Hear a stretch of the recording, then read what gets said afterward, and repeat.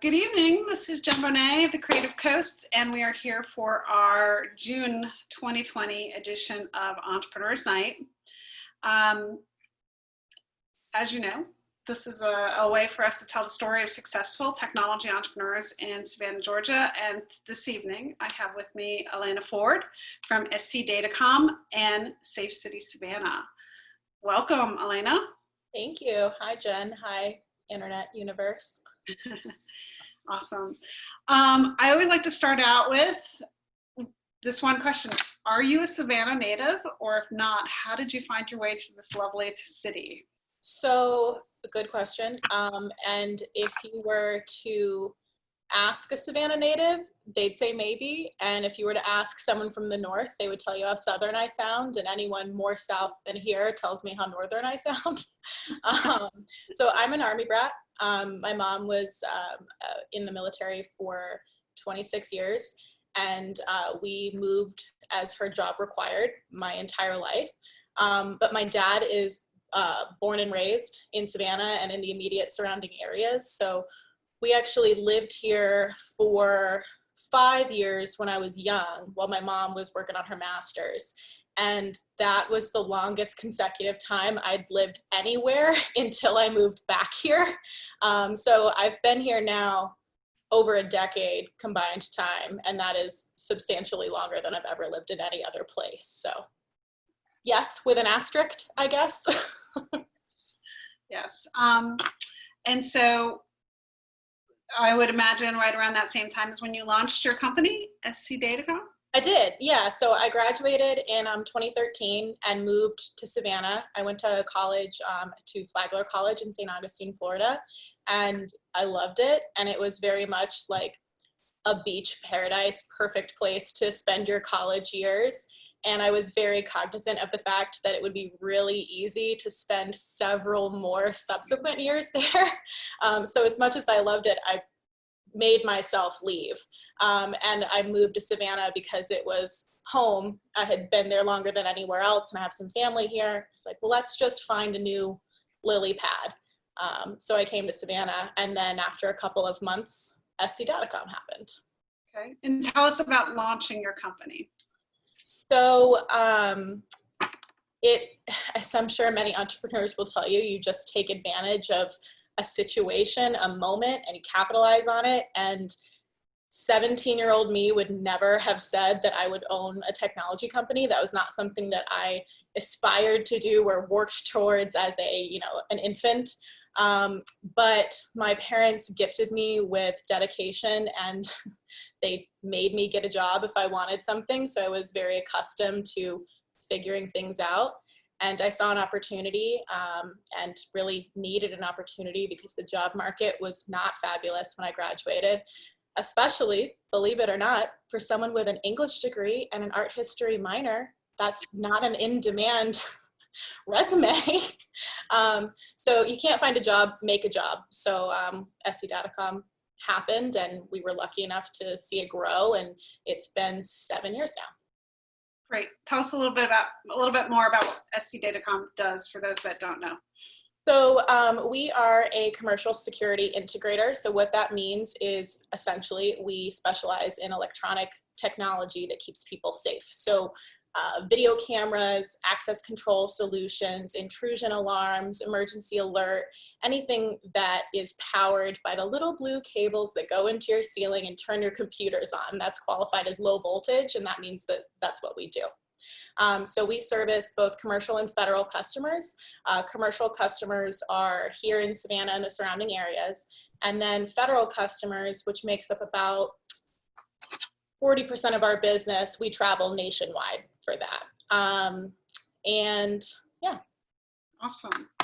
Now, I always think, I like to share with the entrepreneurs that I work with a lot, that I believe that having a co-founder like doubles or triples your odds of success. And you have a awesome co-founder. So why don't you talk about that? So she's actually not my co-founder. She is our CEO. She is the head honcho in charge. But she's not the co-founder. She came on, we started in 2013. using the royal we here. And she joined in 2014. And she joined after retiring from military service and was retired, as anyone that has a loved one or has themselves retired from the military. They don't really retire. They're not very good at sitting still. So after about a year of living the life of luxury, she was bored, and I sweet talked her into joining SCDatacom. And at first she thought she would come on kind of as a silent mentor. She has a master's degree from the War College in strategy, and has held executive level leadership positions over hundreds or thousands of people. So she very much knew how to lead, and that was something as a 22-year-old I was still learning as I was doing it. So her input was really helpful. And after doing that for about 8 months, with her kind of being the figure behind me, teaching me and coaching me, we decided, let's just bring this into the open, full transparency, let's be partners. So I gave her full 50% ownership, and she and I have been co-owners and co-masterminds ever since. That's great.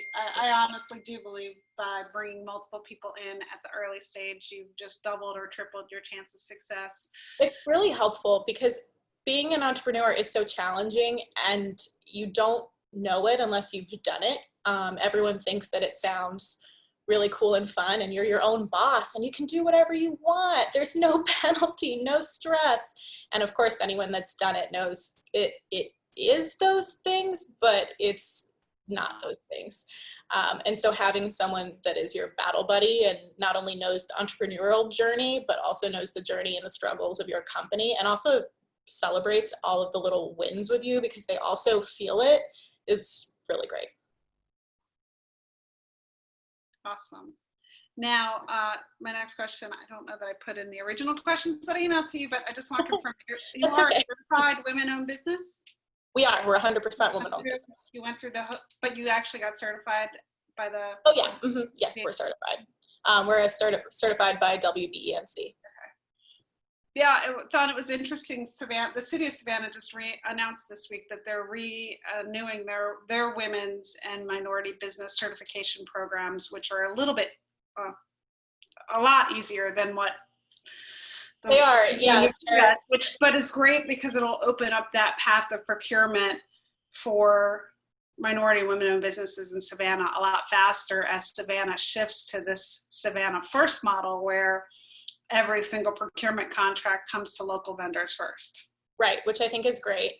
Like I said, we do some government work, so we do work with City of Savannah, and I loved that incentive by Mayor Johnson. I think it just really fosters the entrepreneurial spirit of Savannah and gives the small, struggling small business community here a leg up first and foremost, which is when you're doing projects that help better Savannah, I think makes just a lot of good sense. Yeah. So talk a little bit about where your business is at right now as far as like, you talk that your business is 40% federal all over, but how many employees are you at? So we are at, should have done this math before I got online, but we're at 18 employees right now. We just hired another salesperson coming on full time, which is great. But our number is at 18 right now, I believe, with that change. And is the sales role a new hire, a new type of position for you to hire? I would assume that you and your co-founder or your CEO do most of the sales. So we don't actually. I do a lot of networking and business development here locally, but I don't do sales. We have now 3 full-time dedicated sales professionals, and the sales department falls under my mother as the CEO. She leads the sales team, and she herself does most of the heavy lifting with the federal procurement. Yeah. One of the reasons I asked that, it was top of mind today. We did a lunchtime topic on building out your sales force and talked about hiring that first salesperson is different than most people think it is, right? Yeah. Because most people think, oh, I need a VP of sales. And no, you actually need somebody that can sell, not somebody that can the doors. Right. Yeah. Sales is a scary position too, because they're really expensive unless they figure out how to sell. Yeah. And selling, each person's individual product is really difficult. I used to do art sales and on commission only, and that's tough, which was part of the beauty of security, leaving that luxury market for the practical market. Is most people know that they need security. Now you just have to convince them that they need to buy it from you. So that was appealing. Excellent. And let's switch gears to customers. So, give me a ballpark range of about how many customers you have today. And I'd like to talk about, getting the first customer is always the hardest thing. So if you can share who that is, awesome. If not, what was that process like? So I can give you the exact number because this was on your pre-check list and I did my homework. So we have 755 customers right now, according to our CRM. And our first significant customer, who continues to be a really loyal, great customer, is St. Joseph's Candler Hospital Network. That was really the first, maybe not the first customer, but the first one that had real weight behind it, that we felt, okay, now the ball is rolling. And 7 years later, they continue to be in our top 5 of customers. And we do a lot of work with them and really value their input in their business. Excellent. And what was it like landing them? How long was the sales cycle? It was probably about 6 months of the typical Savannah thing where you have, somebody knows somebody who knows somebody, and you're just kind of slowly getting in front of them, and you don't want to be too pushy or move too fast. And then they finally said they needed us to do some small camera work, and my salesperson was also our installation technician. So not only did he sell the product, he was out there installing it with some 1099 part-time workers that we had at the time. And flash forward 7 years later, we have a full operations team. That salesperson, his name is Josh, is still on our team. And he's the director, the national sales director. He does a lot of traveling for our federal work, maintains a significant customer base here in Savannah, and is no longer climbing ladders in steel toes. Yeah, that's fun. That's great. I love those. I always love hearing about the first major customer because it's such a turning point in everyone's business. And it's a question I can ask anybody. And if they're successful, they know exactly what that is. Immediately who it is, right. Next question is about funding. Did you guys ever take any outside funding? And if yes or no, what was the pluses or minuses to doing the option you took or the path you chose? So we didn't. Part of being 100% woman owned and 100% family owned, the 100% of the company is owned by myself and my mother. We never took outside capital or, leveraged ownership stakes in our business for that.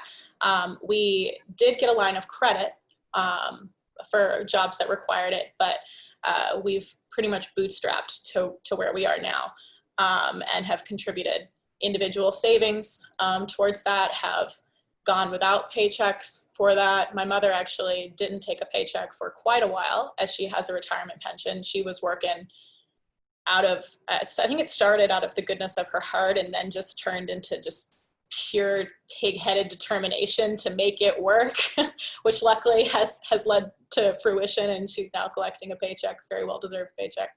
But yeah, no outside funding. And it's tough because you see the bank account only going down, and even though you have customers that have 30-day terms and they'll pay, they're not going to pay for 100 days. So your bank account isn't going to start edging back up for a while, and it is stressful.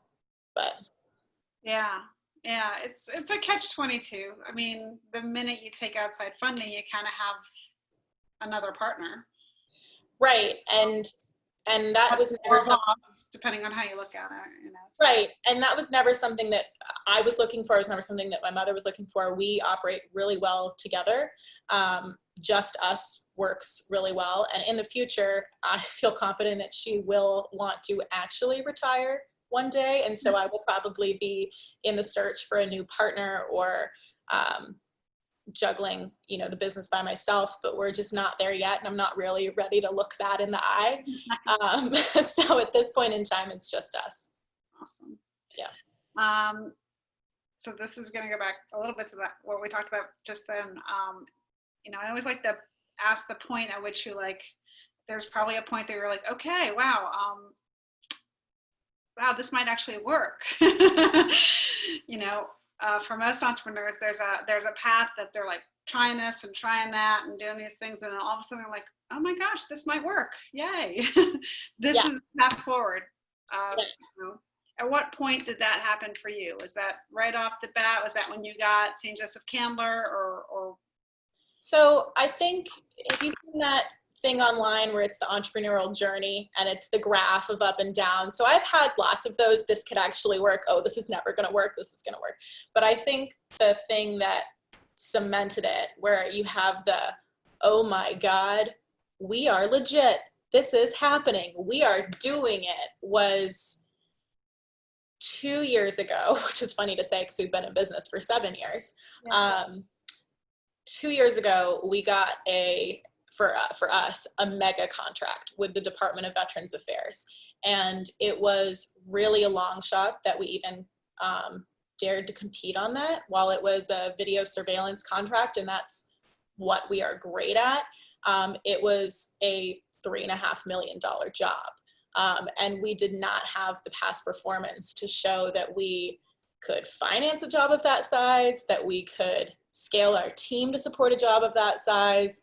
It was in New York. I mean, it was all of these things that was just, I mean, just a couple of ladder rungs outside of what on paper would have been feasible. And we said, no, we can do that. How are we going to do it? We don't know. But if we get the opportunity, we will figure it out. And we did. And we had mimosas at work the next day to celebrate, because we knew that was it. That was going to mean that we were going to double our staff. We were going to have a multi-million-dollar revenue stream. And we were going to figure it out. And it was going to be, importantly, going to be our past performance to allow us to do that again and again and again. Right. And so we completed that job, and we got rated exceptional by the contracting officer, and it really went beautifully. And it's not to say it was easy, because it wasn't, but it really, we had an excellent team on the ground. The customer was very happy, gave us a glowing review, and it's opened up a lot of doors. And so now all of a sudden we're somebody with that on our past performance record, which is really cool. That's a great story. Love that. What has your biggest challenge been? Biggest challenge has probably been staffing. As we were talking about earlier, any company, I believe, no matter how much this company grows, and I hope it will continue to grow, is a sum of its parts, and its parts are its people. And if you don't have really good people, especially with a small business, you're not going to be able to go anywhere. You're going to spend more time picking up after that person than you are moving your company forward. And we've been really lucky to have some really fundamentally excellent people on our team that have stuck it out with us when we weren't somebody, because they could see what we could possibly be and what they could help us become. And they did that. And now we're attracting just such a high caliber, qualified level of person that has a lot of experience, but also a lot of integrity. And we're able to offer them competitive pay, competitive benefits, training, and we're really an appealing employer, which is really cool and new. But even so, you have to screen so many people and make sure that their mindset fits with yours and fits with what the company needs. And once you have them, you have to figure out how to keep them. Yeah. Culture is king. It really is. Yeah. And one bad apple ruins the culture too, right? It totally does. And you have to learn when to be the bad guy and drop that hammer. And I've had to terminate many people for a variety of different reasons, and it's never easy, but you always have to keep your eye on the greater good, and one bad apple can certainly poison the bunch. Yeah. So I like to ask entrepreneurs how they define success, because I find everybody has their own definition of what success is. So what does success look like for first SCDatacom and then for you personally? So success for SCDatacom now looks really different than it did last year or the year before that. One of the great things that we do that I would advise to any business to do is we do an annual strategic planning where we take a look at the goals we set for the previous year and where we met or fell short or exceeded them. And we set some goals and actionable metrics for the coming year. And it really just helps keep us on track and also gives us some reasons to celebrate and also self-correct where we need to. And every year our goals get a little bit more ambitious, right? So success for SCDatacom, I mean, 5 years ago would have told you 7 employees and $1 million revenue would mean booyah, we made it. And we're past that. And I want to continue to grow our team. I want to continue to grow our client base.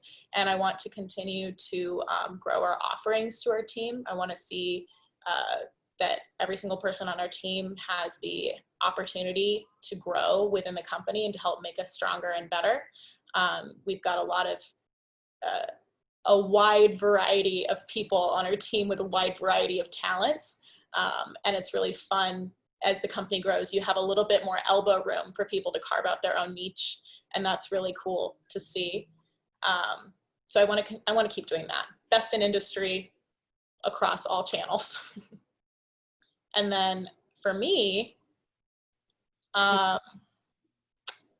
don't know. I guess I'm still figuring that out. My parents always, my father was an entrepreneur, is an entrepreneur, and my mom is now an entrepreneur after a lifetime of military service. But they always preached the balance between work life and your life, and to work to support your life, not work your life away. And so when you work for yourself, that's difficult. And when you're really passionate about what you do, that's difficult. So I guess I would like to continue to do that successfully, especially as I grow and mature and my new husband and I, grow a family. I want to continue to do that while also growing the business. So we'll figure that out as we go. Yeah, balance for entrepreneurs is really hard. Yeah. I'm gonna throw another question at you that I didn't ask you before, because I want your opinion on this. So I've been watching this probably for the last couple of years, but it seems that video and use of video and artificial intelligence around video search is just about to take off. It seems like it's been there.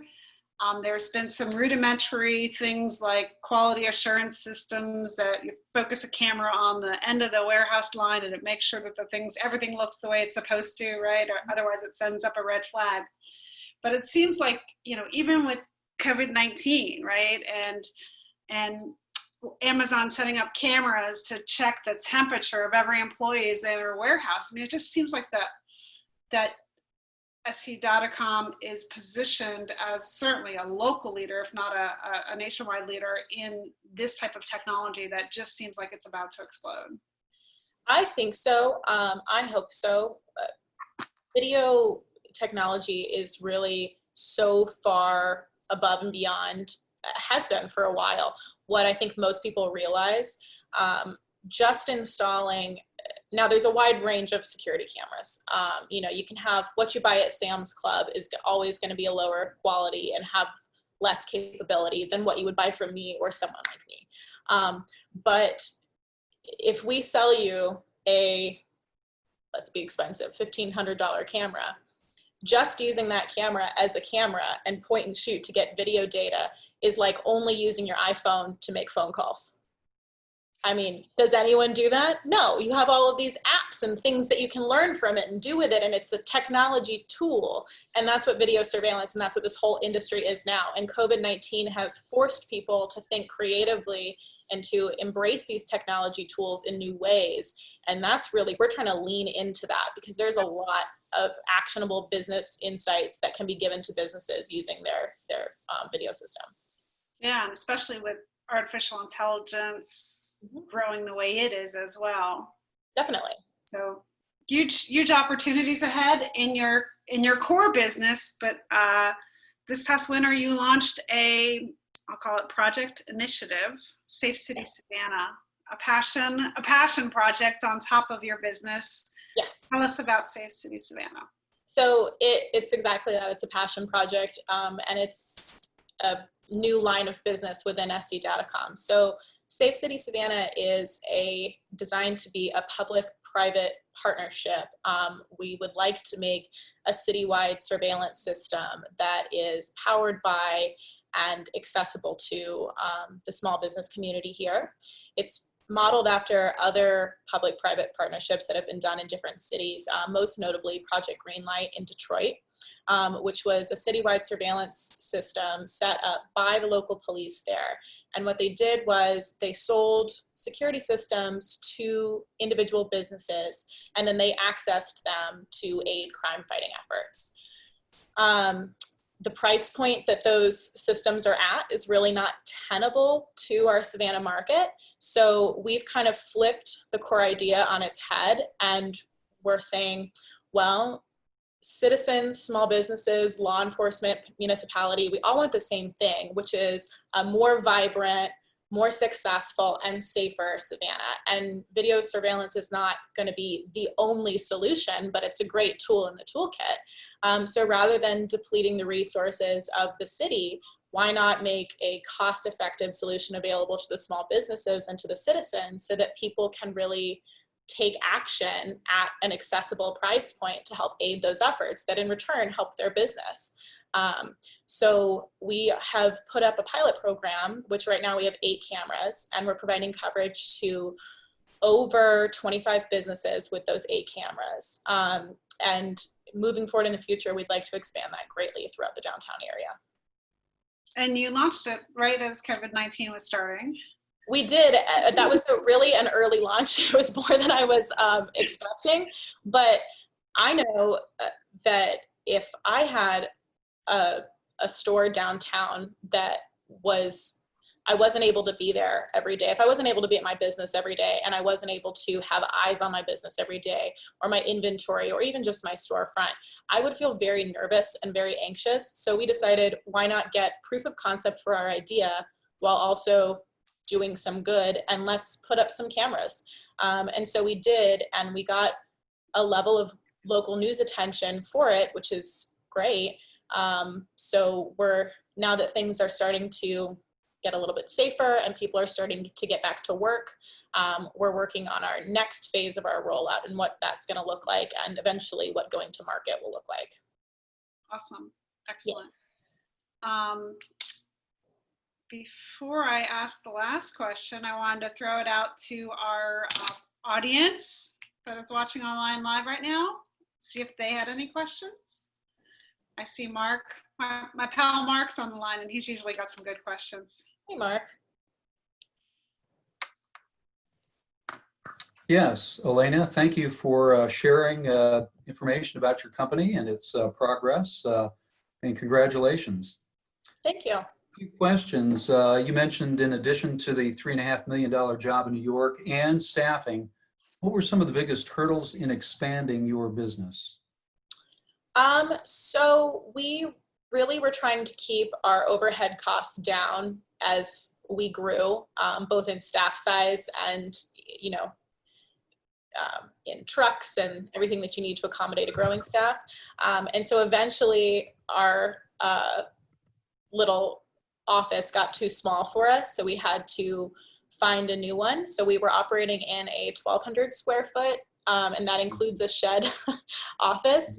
When we hired some new leadership positions and new technicians, I actually gave up my office and spent quite a bit of time in our very uncomfortable conference room chairs in our conference room. And so when that finally got to be untenable, we moved to a larger space, which meant adding more bills. And that's scary because the job is finite, but the new bills have to last as long as the lease lasts.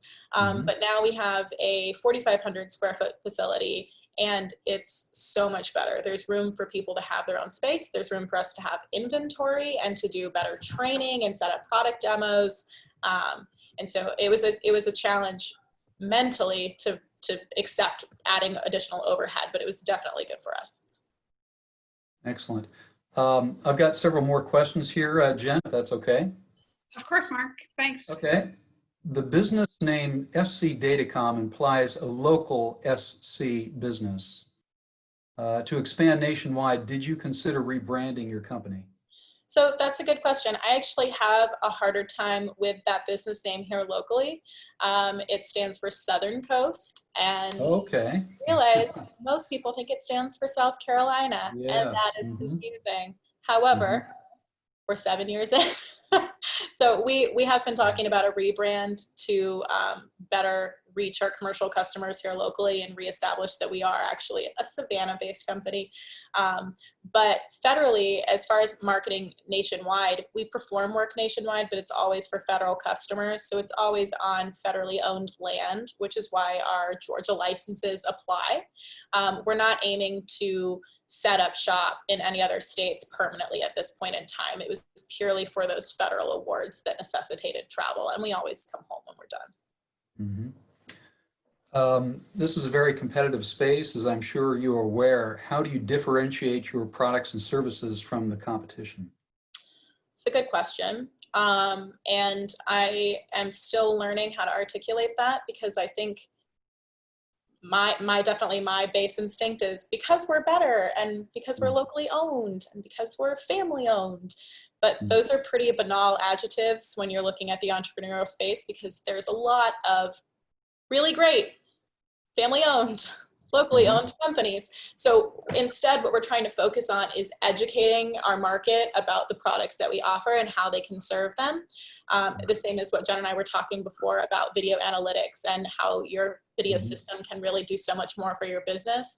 Instead of talking to people about us, we prefer to build those relationships and create long-term customers that are loyal to us. But more importantly, to make that first sale, you have to get them interested in the technology and create a compelling case for why they should part with their hard-earned cash for that technology. Your business is involved in scoping the systems that are then implemented. Are you involved in any monitoring? Yeah, so we do alarm monitoring. We also provide service contracts for our access control and video surveillance installations, which are an optional add-on, but do guarantee premier maintenance and service times. And do you price this as a subscription? We do, yes. Okay. So for the example you gave of multiple businesses sharing the same system, let's say in Savannah, is it possible then for them to, how do you price that for multiple businesses? Yeah, that's a really good question. So for the SafeCity initiative, that is going to be a subscription-based pricing model. The reason we're doing it that way is so it's at a reasonable monthly cost. And you're exactly right. We're covering multiple businesses with a single device. So the more businesses we can get to join us in the SafeCity program and commit to making their neighborhoods safer, and also in return get access to that camera, the lower everyone's cost goes. So we're calling that coalition pricing.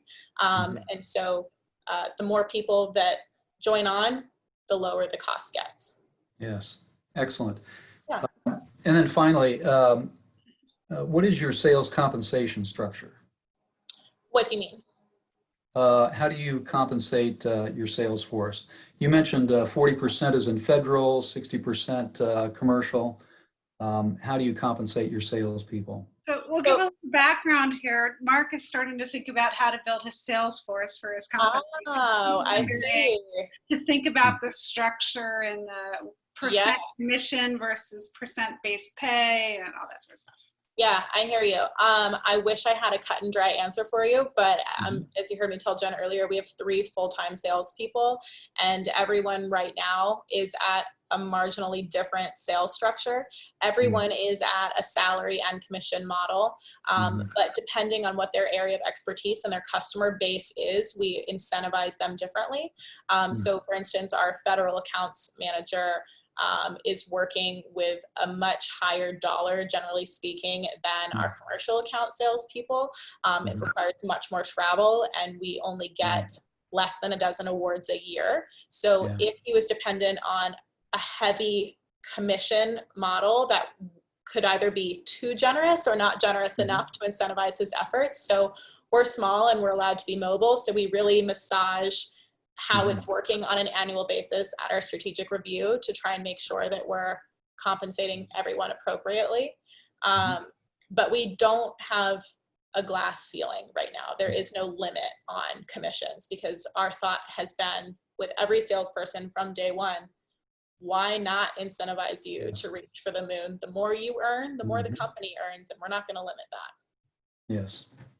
So does that answer your question? Yes, it does. Thank you. That was great. Thank you. So my last question that I always like to ask as my wrap up is, you know, we have our audience at the Creative Coast is aspiring entrepreneurs and early stage entrepreneurs. So what tips, tricks do you have for them? What inspiration can you give them on their own entrepreneurial journey? So I am flattered that I would inspire anyone on their entrepreneurial journey. I have a lot of inspiring people in my life, entrepreneurs in my life that have come in through different learning avenues that I've taken to try and expand my knowledge as a leader and as an entrepreneur. And so I would definitely encourage people to find their tribe and make sure that you're not the most successful person in the room, because you always want to be learning and you always want to be inspired by people that are smarter and farther along than you are. And also, I just live by the belief that, yes, I can. And I may not know how to do it right now, but I can definitely figure it out. And everyone on our team shares that ethos. We call it the honey badger mentality. We get things done. So we've all kind of adopted that, and that's our little mascot. And whenever anyone solves a challenging problem, then they come back and they say they honey badgered something, which is really great. But in order to truly live that, you can't conquer every problem by immediately asking someone with more experience for advice. You have to do, as my mother tells me when I visit her in her kitchen, look 2 places before asking an adult. So you have to try and figure it out and give it at least 2 college tries. And if all else fails, Google is a wonderful place. So. Awesome. Great advice. Yeah. I often am coaching entrepreneurs and they're like, I've talked to 3 other people and I've gotten 3 answers. Yeah, exactly. And if you ask 4 entrepreneurs how to solve a single problem, you're going to get 4 different answers. So.